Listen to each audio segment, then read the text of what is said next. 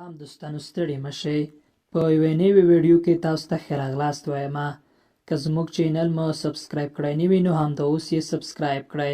همدارنګه د ګونګړي نښان هم ووهئ چې زموږ معلومات تاسو ته په اسانۍ ورسیږي. په نننۍ ویډیو کې غواړم چې د لوڅو فلمونو په زیانونو در سره خبرې وکړم.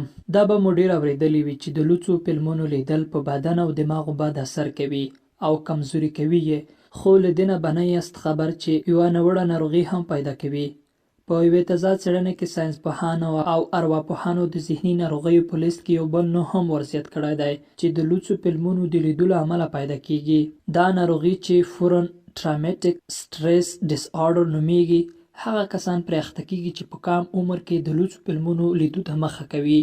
د دې خطرناکه ناروغۍ په اړه ارواپوهانو ته هله معلومات وشول چې یوه 14 کلنه نجلۍ په داسې حالت کې روغتون ته راوړل شوه چې د ځان وژنې هڅه یې کوله.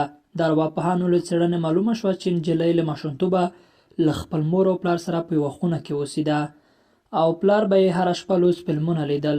نجلۍ په خپلو خبرو کې ویلي چې هڅه یې وکړه پلار له دې کاره منع کړي، خو هغې پرې لاس پورته کړ.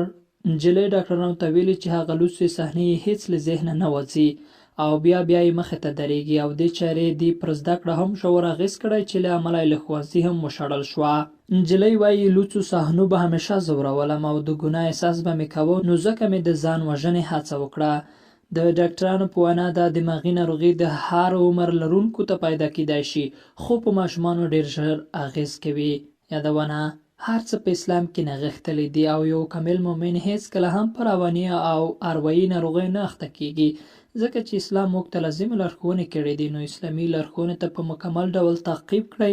همیشه په دنیا کې خوشحاله او کامیابه اوسئ او آخرت کې به هم خوشحاله او کامیابه یاستئ. درنو دوستانو، که زموږ چینل مو سبسکرایب کړی نه وي نو همدا اوس یې در سره سبسکرایب کړئ، ترڅو نور معلومات هم تاسو ته په اسانۍ ورسیږي.